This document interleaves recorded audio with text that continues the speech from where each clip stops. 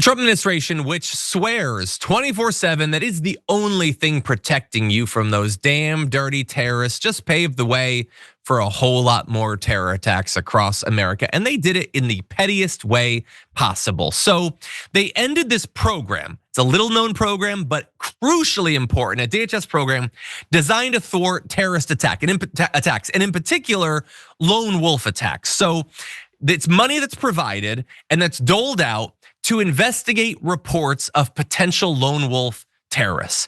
And it has paid off big time in the past. It's done. They're not going to be funding it anymore because they don't give a damn. This is the Targeted Violence and Terrorism Prevention Grant Program. Now, apparently it was put on the radar of the administration recently because ProPublica did an article about the fact that a guy who was put in charge of it or in influence over it is this 22-year-old former Trump campaign worker with no relevant experience. I believe he's the gardening guy, Mike. He was the one. So this guy is 22 years old. He worked at a grocery store. He worked in landscaping, I believe, doing gardening. And then they put him in charge of this counterterrorism program. Now, look, should they have done that? No, that's how unserious this administration is about crucially important matters. But just because they did reporting that made this program look bad because of who you put in charge, the answer is replacing him with an expert. The answer is not defunding the program, but that is unfortunately what they did. And I cannot stress enough how much we got out of a tiny, minuscule amount of money that goes into this. So it is an $18 million program, but they said in their budget that they sent to the DHS to Congress, it doesn't align with DHS priorities anymore. And you know what? I take them at their goddamn word on that. Stopping terrorism isn't what the Department of Homeland Security is about anymore. No, it's about photo ops. It's about cosplay.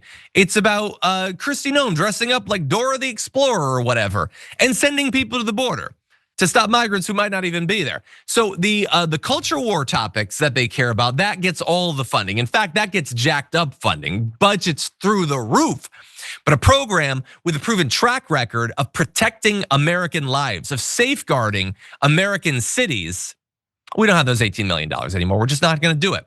And so a current senior DHS official who didn't want to be named because they were worthy to be fired, and they totally would be fired, said that line that it doesn't align with DHS priorities should be quoted after every future mass casualty event in this country. And I think it should be. I hope that we will remember to, because you will have more successful terror attacks as a result of this. And so I want to give you information about how little it costs and what is actually delivered in the past. So former DHS officials say that they believe the modest program, which I SU not costs about 4% of the military's marching band budget, has successfully stopped violent attacks in the past. It's designed to prevent a type of terrorism that has become increasingly common and can be hard to stop. This is lone wolf attacks by individuals who are not members of an organized group. So 4% of the military's marching band budget, and I believe they're using like last year's numbers. I don't know what that budget is gonna be like with Donald Trump's big boy birthday party. God only knows how many marching bands will be there for that. And so what are examples of this type of activity that they have helped us thwart? So the recent the types that they're trying to thwart. The recent firebomb attack in Boulder, Colorado, on demonstrators marching in support of Israeli hostages, the murder of a young couple outside the Capitol Jewish Museum, the killing of 14 people in a New Year's attack in New Orleans, the shooting of a United Healthcare executive in Manhattan. So these are lone wolf individuals who are not part of an organized terror organization that go out and commit these sorts of attacks. We need to be able to identify and stop these people, but it's just not their focus anymore. In the same way that in Donald Trump's first term, they took the focus of the FBI away from investigating white nationalist and white supremacist and militia violence, even though that was the vast majority of the terrorism-related deaths. They don't care anymore.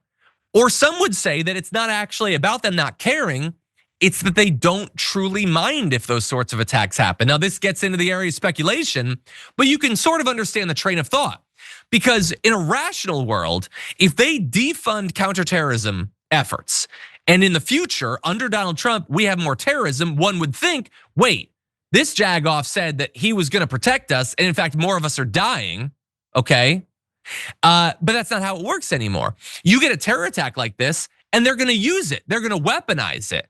They can lower our shields. They can invite the attacks. They can pile up the American bodies, and the chaos that they have caused, they will use as a justification for more funding to go to the parts of the military that they actually care about and more power for them. That's all.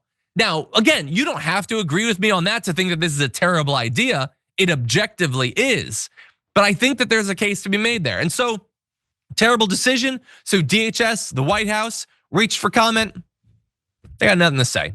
They don't care. They're just not interested. So remember this, the next time you're told that you need Donald Trump to protect you, he's doing the exact opposite of it.